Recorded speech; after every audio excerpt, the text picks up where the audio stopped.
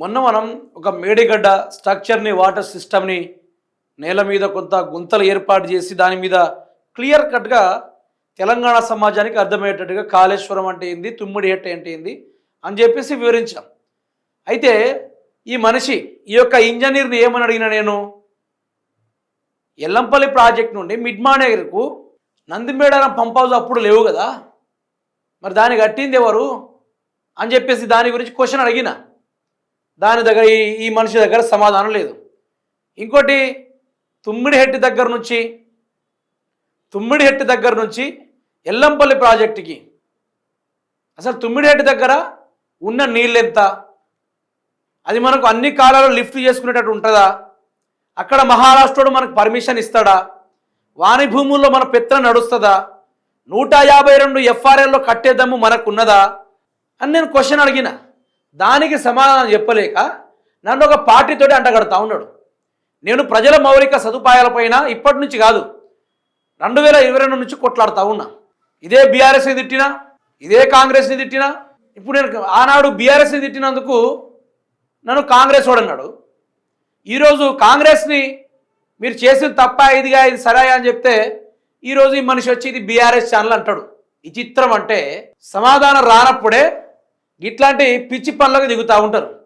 చెప్పిన దానికి నువ్వు సమాధానం చెప్పు, అప్పుడు రీకౌంటర్ వీడియో చేయి. నీ మాటలో దమ్ముందా ఏముందా అని తెలంగాణ సమాజ ప్రజలు అక్కడే పటక్కున గుర్తిస్తారు. నీ పత్తి చెట్లు కూడా బీక్కొని మధ్యలో కాళేశ్వరం కట్టుడు, ఈయన ముఖానికి 2014లో మనోడేనా ప్రస్తుతం, తెలంగాణోడేనా, పాకిస్తాన్ నుంచి ఇట్లా వచ్చిండా, ఏం మాట్లాడుతుండే ఏమైనా అర్థమవుతుందా?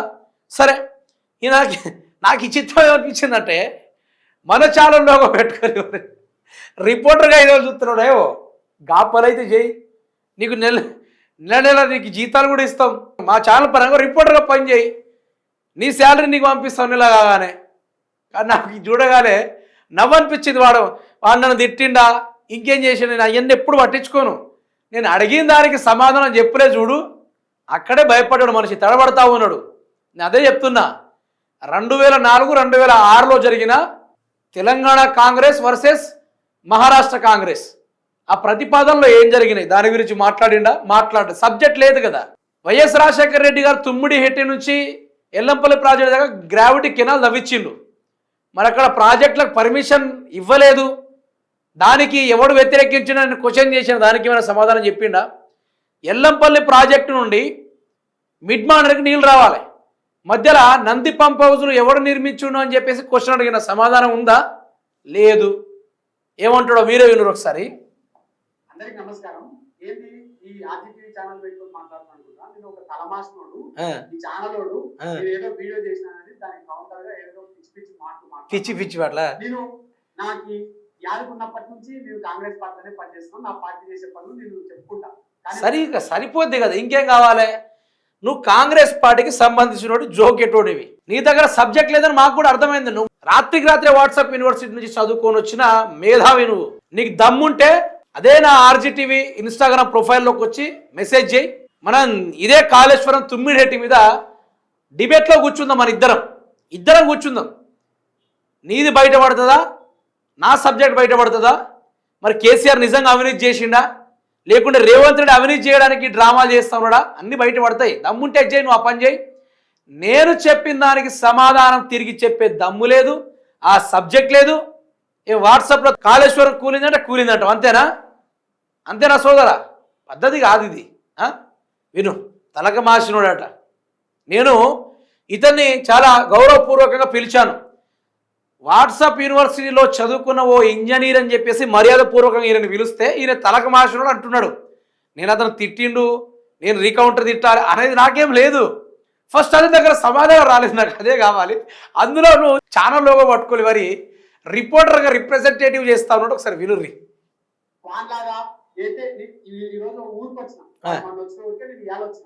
వాడు వీడికి వచ్చి రేవంత్ రెడ్డిని తీయాలనే వాడు ఒక పని పెట్టుకొని ఈ ఊరికి వచ్చి కొన్ని బయట తీసుకుని అంటారు జనాలు కొట్టే. నేను వాళ్ళని కూడా అడిగినా, ఈ మైక్ పట్టుకొని ఎవరైనా ఊరికి వచ్చినా అంటే వచ్చినారా అంటే ఏం చెప్తున్నారు, ఇట్లా అడిగినారు రేవంత్ అన్న తిట్టమన్నా అంటే 10 మందిలో 7 మంది రేవంత్ అన్న గురించి మంచిగానే మాట్లాడు.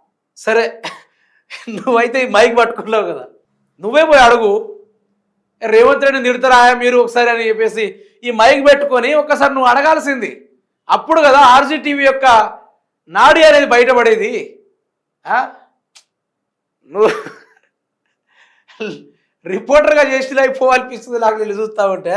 వీళ్ళు కానీ వాడు 7 మందిని తీసేసి ముగ్గురితోటే కావాలని ఇప్పించి ఈరోజు అదే మనకి ప్రచారం చేసుకుంటా, తప్పుడు వార్తలు కూడా ప్రచారం చేసుకుంటా ఆయన ఇలా మనకి మీడియా చేసుకుంటా. తప్పుడు ప్రచారాలు అనేది నేను చేయాలా?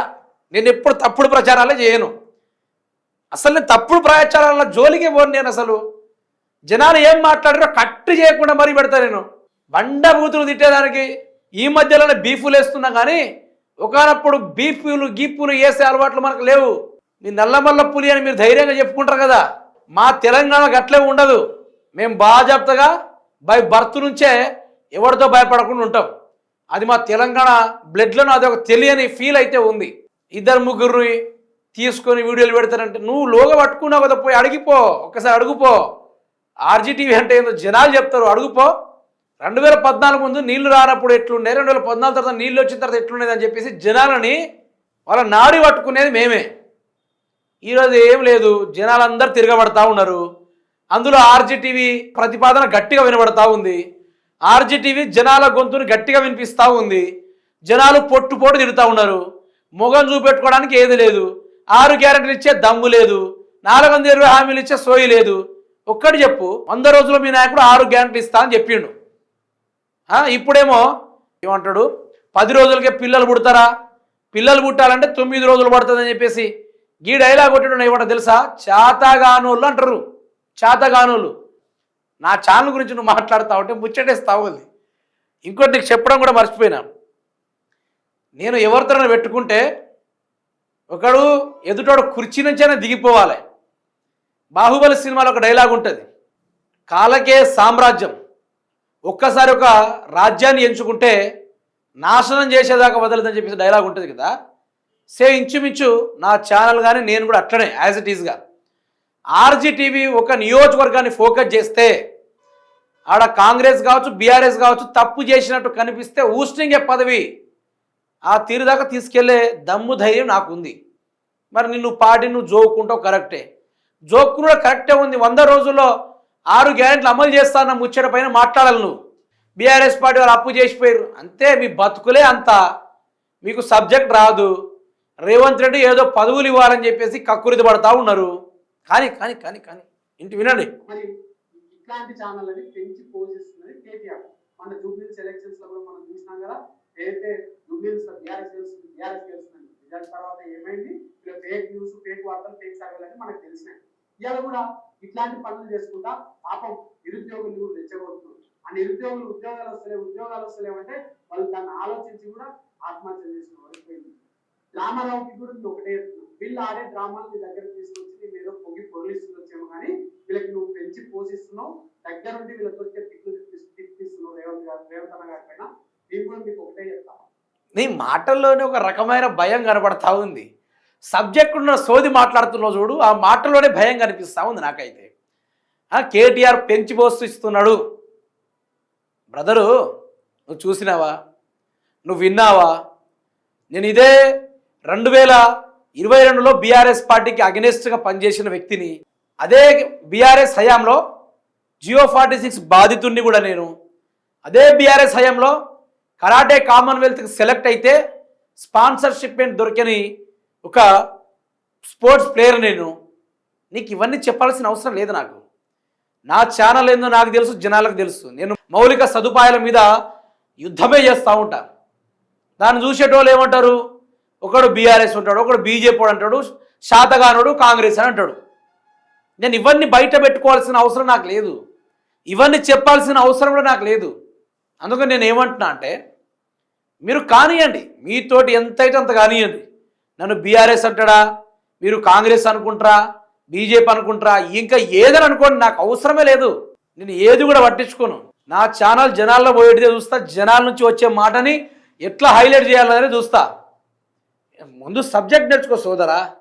వాట్సాప్ యూనివర్సిటీలో వచ్చే స్టేటస్లు పెట్టి నువ్వు చదువుకోవాల్సిన అవసరం లేదు. నిజ నిజాలు ఏం జరుగుతూ ఉన్నాయో దాని గురించి తెలుసుకొని మాట్లాడు. అవన్నీ తెలుసుకోవాల్సింది పోయి సోది మాట్లాడతావేంటి సోదరా? సోది మాటలు దేనికోసం చెప్పు? పనికొచ్చే మాటలు ఏమైనా ఉన్నాయా మన దగ్గర? 1% అయినా పనికొచ్చే మాటలు ఏమైనా ఉన్నాయా? మరి ఏం మాట్లాడుతున్నావు నీకేమైనా అర్థమవుతుందా? కేటీఆర్ అంటున్నావు, ఏదో అంటున్నావు. నీ దగ్గర సమాధానం లేక నన్ను ఒక పార్టీతో అంటగడుతున్నావు. నీ దగ్గర సబ్జెక్టు లేక ఈరోజు పార్టీతో నన్ను అంటగడుతున్నావు.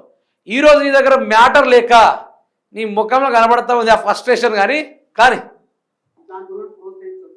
నువ్వు ఉంటే వీళ్ళు చెప్పిన భ్రమల్నే ఉంటే నువ్వు ఎప్పటికీ అదే ప్లేసులనే ఉంటావు, కానీ నువ్వు ఎప్పుడు బాగుపడే పరిస్థితి అయితే ఉండదు. ఈ ఛానల్ మరీ చెప్తున్నా, రాష్ట్రం మొత్తంలో ఫేక్ వార్తలు స్ప్రెడ్ చేయడము, ప్రజలకు తప్పుడు సమాచారం వేయడమే ఈ ఛానల్ ఒక పని. మళ్ళీ నా వీడియో పైన ఏదో పిచ్చి పిచ్చి మాట్లాడుతున్నాడు. ఇలాగ ఫేక్ వార్తలు ఫేక్ కూతలు చూసుకోవాలి కాదు. నువ్వు పెద్ద మ్యాటర్ ఉన్నోడివి, నువ్వు పెద్ద సబ్జెక్ట్ ఉన్నోడివి అని చెప్పేసి నీ మీద వీడియో చేసుడు, నువ్వు దానికి కౌంటర్ ఇచ్చుడు. ఎట్లుందంటే పిల్లగాల పారాశకం లెక్క ఉంది నీ కథ. అసలు నేను పట్టించుకోవటోడిని కాదు. నీకెంత మ్యాటర్ ఉన్నది అనేది నాకు ఈ వీడియోతోటి తెలంగాణ సమాజానికి అర్థమయ్యేటట్టుగా పెట్టా. నేను చెప్తున్నా, ఇదే వీడియో కింద ట్విట్టర్లో వచ్చిన ఫస్ట్ కామెంట్ చూడండి, సరిపోతుంది. ముందు ఆయన అడిగిన ఎల్లంపల్లి ప్లస్ మిడ్మానర్ మధ్యలో కనెక్టివిటీ ఎట్లొచ్చిందో అది చెప్పండి దయచేసి గుండు సార్ గారు అని చెప్పేసి కామెంట్ పెట్టారు. ఆ కామెంట్ ఒక్కసారి మీరు చదవండి, ఒక్క కామెంట్ చదవండి. మిగతా అన్ని వరుసగా అట్లనే ఉంటాయి. ఆర్జీటీవీ పట్టుకొని ఇట్లా ఏం చేయగలవు? నా నెత్తిలో నిలిచిన వెంట్రుకు కూడా నువ్వు కదిలించలేవు. అసలు నువ్వు ఏం చేయలేవు అబ్బా. ఏం చేస్తావు చెప్పు? నువ్వు నన్ను తిడితే నీకు ఎమ్మెల్సీ పదవి వస్తుంది. కేసీఆర్ను బీఆర్ఎస్ పార్టీని తిడితే నీకు ఎమ్మెల్సీ పదవి వస్తుంది. పదవి కోసం ఇంత కకృతి పడే వాళ్ళని నేను ఎక్కడ చూడలే. నాకొక్క అర్ధగంట టైమి, ఒక్క అర్ధగంట లొకేషన్ నువ్వు పెడతావా, లేకుంటే నన్నే లొకేషన్ పెట్టమంటావా? నా ఆఫీస్కి నువ్వు వస్తావా? నీ దగ్గరికి నేను రానా? ఒక్క అర్ధగంట నేను చెప్తున్నా కదా, నిన్ను పులుసు కార్పించేస్తా క్వశ్చన్లతోటి. నువ్వు ఏం సమాధానం చెప్తావో నేను చూస్తా. దమ్ముంటే ఈ వీడియోకి మళ్ళీ కౌంటర్ ఇస్తావా, లేకుంటే నీ ఫోన్ నెంబర్ పెడతావా? బాధ్యతగా పెట్టు, మనం మాట్లాడుకుందాం. మేడిగడ్డ చరిత్ర కేసీఆర్ కకృతి పడిండా, కమిషన్ల కోసం ఆయన కకృతి పడిండా, తుమ్మిడిహెడ్డి దగ్గర అసలు కథ ఏందో నేను బయటపెట్టి దమ్ము చేస్తా. దమ్ముంటే నువ్వు రా. ఈరోజు కాళేశ్వరం ఎంత కెపాసిటీ గలది, దాని వ్యయం ఎంత అదే నేను మాట్లాడతా. ఎన్ని పిల్లలు ఉన్నాయి, ఎన్ని తూములు ఉన్నాయి, ఎన్ని బరాజులు ఉన్నాయి, దాని సిస్టమ్ ఎట్లా ఉంది అన్నీ నేను చెప్తా. మీ వాడు అక్కడ ఇసుక తీసుకేది కూడా నీకు చెప్తా. అక్కడి నుంచి పంప్ హౌజులు, కన్నెపల్లి పంప్ హౌజ్లో ఎన్ని మోటార్లు ఉన్నాయి, ఆ మోటార్లకు ఒక రోజు మొత్తం 24 గంటల ఆ మోటార్లు పనిచేస్తే ఎంత కరెంటు కాలుతుంది, దానికి సంబంధించిన నీటిలో టీఎంసీలు బయటకు వస్తాయి అనే దానికి నేను సబ్జెక్ట్తో సహా చెప్తా. దమ్ముడు నువ్వు ప్రిపేర్ అయ్యిరా. అన్నారం బరాజు ఉంది, అన్నారం బరాజు నుంచి కన్నెపల్లి పంప్ హౌస్కి సంబంధించిన గ్రావిటీ కెనాల్ డిస్టెన్స్ ఎంత నాకు చెప్పడానికి దమ్ముంది. నీ దగ్గర ఉందో లేదో చూసుకో. తర్వాత అన్నారం నుంచి సుందిల్లా, దాని దగ్గర ఎన్ని మోటార్లు ఉన్నాయి, అక్కడ నుంచి గ్రావిటీ కెనాల్కి సంబంధించిన ఎన్ని కిలోమీటర్లు ఉన్నాయి, అక్కడ నుంచి ఎల్లంపల్లి ప్రాజెక్టు, అసలు ఎల్లంపల్లి ప్రాజెక్టు ఎన్ని ఆయకట్టలకు నీళ్ళు అందించగలదు, ప్లస్ ఎన్ని రిజర్వాయర్లు ఉన్నాయి, ప్రతి రిజర్వాయర్కి ఎన్ని టీఎంసీల అన్ని సబ్జెక్ట్ నేను చెప్తాను. నీకు దమ్ముంటే నువ్వు మీ నెంబర్ పెట్టు, చేత కాకపోతే మూసుకొని కూసో. దమ్ముంటే నీ దగ్గర సబ్జెక్ట్ ఉంటే నా ప్రొఫైల్ కిందకి వచ్చి నీ నెంబర్ పెట్టు, బాధ్యతగా మనం మాట్లాడుకుందాం. ఇక్కడ నేను నిన్ను కొడతా, నువ్వు నన్ను కొడతా, అట్లాంటివి కాదు. సబ్జెక్ట్ తోటి కొట్లాడుకుందాం బాధ్యతగా, సబ్జెక్ట్ తోటి. రెడీనా? రెడీ ఉంటే ఈ వీడియో కింద తప్పనిసరి కామెంట్ చేయాలి. ఎనుర్రి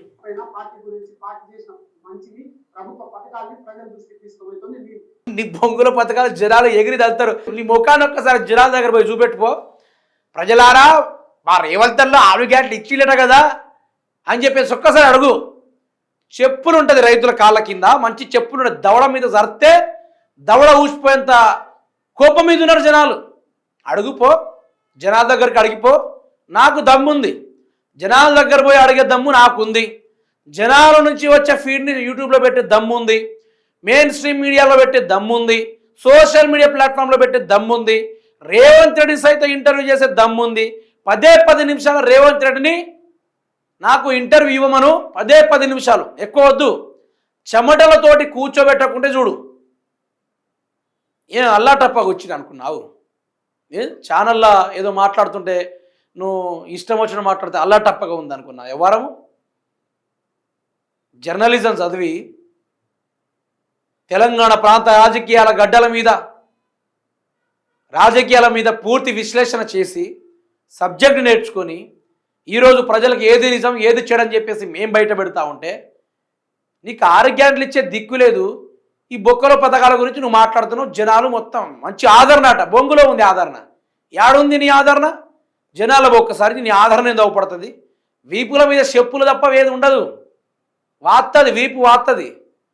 బ్రదరు, చదువుకున్నావు నువ్వు చదువుకోలేదు నాకు తెలుసు, కానీ సరే నువ్వైతే కానీ నాకి నీకి చాలా తేడా ఉంది. నాకి నీకి కేటీఆర్ పెట్టే పైసలు తిని పట్టుకోరు. నేను అట్లా కాదు, రాష్ట్ర ప్రజలు కూడా గమనించాలి. అట్లా కాదు మనిషి, జోకేటోడు. జై తెలంగాణ. నేనట పైసలు తీసుకునేటోడట, ఈడట సొక్కం అంటారు కదా. చాలా వరకు నీతి తప్పని మనిషి కాంగ్రెస్ వాడే అట. కానీ ఇంట్లో చక్కగా నూకలు ఉన్నాయా నీకు? 2014 ముందు ఇంట్లో నూకలు ఉన్నాయా? ఉన్నాయా చెప్పు. నిన్ను నేను అగౌరవపరిచే మాటలైతే నేను మాట్లాడతలేదు సోదరా. ఇదే తెలంగాణ. నీకు రేవంత్ రెడ్డి గురించి జోక్కోవాలంటే జోక్కు, అంతేగాని తెలంగాణకు ప్రాణాధారమైన మేడిగడ్డ గురించి సబ్జెక్ట్ లేని మాటలు మాట్లాడి ఈరోజు తెలంగాణ ప్రాంత ప్రజల్ని మోసం చేయకండి. మీరు పరిపాలన చేయకున్నా పర్వాలేదు, మీ 6 గ్యారెంటీలు ఇవ్వకున్నా పర్వాలేదు. ఇంకో 2 సంవత్సరాల ప్రజలు ఎవరికి భరతం పడతారో, ఎవరికి బ్రహ్మరథం పడతారో ప్రజలు డిసైడ్ చేస్తారు అది. బట్ మీరు మాత్రం దయచేసి తెలంగాణ ప్రాంత ప్రజల్ని మోసం చేయకండి. నీకు నాకు ఏం వ్యత్యాసం లేదు, నీకు నాకు గెట్టు పంచాయతీ ఏం లేదు. నేను చెప్పింది ఏంటంటే నా తెలంగాణ ప్రజలకు అన్యాయం జరగకూడదని చెప్పేసి నేను చేసిన వీడియో అది. అందులో నేను తప్పుగా ఎక్కడ కూడా మాట్లాడలేదు. తుమ్మిడిహెట్టి దగ్గర భూములు ఎవడు ఇయ్యడు. ఈ బ్రదర్ కూడా మాట్లాడే సబ్జెక్ట్ లేని మాటలు నేను చాలా వరకు ఖండిస్తా. వెనకేసుకొచ్చే ఆ పని అయితే నేను చేయను. నా తెలంగాణలో శ్రీకాంతాచారి అనే వ్యక్తి పెట్రోల్ పోసుకొని తెలంగాణ కోసం చనిపోయాడు. బెల్లి లలిత ఊరువాడ డప్పు చాటింపేసి గ్రామాల పల్లెల చైతన్యవంత పాటలతోటి చెలరేగుతూ ఉంటే ఆనాడు అదే ఆంధ్ర పెత్తందారు 17 ముక్కలు ఒక మహిళను చూడకుండా నరికి చంపారు. ఇన్ని జరిగినప్పుడు నా తెలంగాణ మీద కుట్ర జరుగుతూ ఉంటే నేను బాజాప్తగా ప్రశ్నిస్తూ ఉంటే నన్ను బీఆర్ఎస్ పార్టీతో అంటగడతా ఉన్నారు. సమాధానం లేకపోవడం వల్లనే నన్ను పార్టీతో అంటగట్టే ప్రయత్నాలు చేస్తున్నారు తప్ప మీకు దమ్ముంటే, మీకు సమాధానం చెప్పే సత్తా ఉంటే మీరు నా ప్రొఫైల్ కింద నెంబర్ పెట్టుర్రి, మీకు సీదా ఫోన్ చేస్తా. మీరు ఎక్కడ రమ్మంటారో, మీకు మా ఆఫీస్ దగ్గరకు వచ్చే భయం అనిపిస్తే నీ నడి గడ్డ పైన నీ అడ్డ మీదకి వచ్చి మరి బాజాప్తగా ఇంటర్వ్యూ తీసుకునే సత్తా నాకుంది. నా తెలంగాణ మీద పక్క రాష్ట్రమోడు కత్తి దూగుతూనే నేను చూసుకుంటూ ఉరకలేను. అటువంటిది సొంత ప్రాంతమోడు ఈరోజు తెలంగాణ మీద ఇట్లాంటి కత్తులు దూస్తూ ఉంటే వదిలే ప్రసక్తి ఉండదు. ఇందులో కాలోజే చెప్పాడు కదా, తెలంగాణ పైన ప్రాంతేతరవాది మోసం చేస్తే పొలిమేరల దాకా తన్నుకుంటూ పోవాలి, ప్రాంతీయవాది మోసం చేస్తే గోయి తీసి పాతి పెట్టాలి. సరే, నేను గోయి తీసి పాతి పెట్టను, ఆ పని నేను చేయను. సబ్జెక్టు తోటే చేద్దాం. నీకు ఉందా లేదా, నువ్వు విశ్లేషణకు పనికొస్తావా రావా, ఆడదాకేందుకు. మా ఒక్క రిపోర్టర్ వస్తే దానికి నువ్వు సమాధానం చెప్తే బాంఛత్ నీ అంత మొగోడ లేరని చెప్పేసి మేము ఆడ బాజాప్తగా 5 ఛానల్లో ప్రకటించి పోతాం. నీ కాంగ్రెసే గొప్ప అని ఒప్పుకుంటాం. ఓకేనా? ఇది నీకు ఓకే అయితే చెయ్యి. కానీ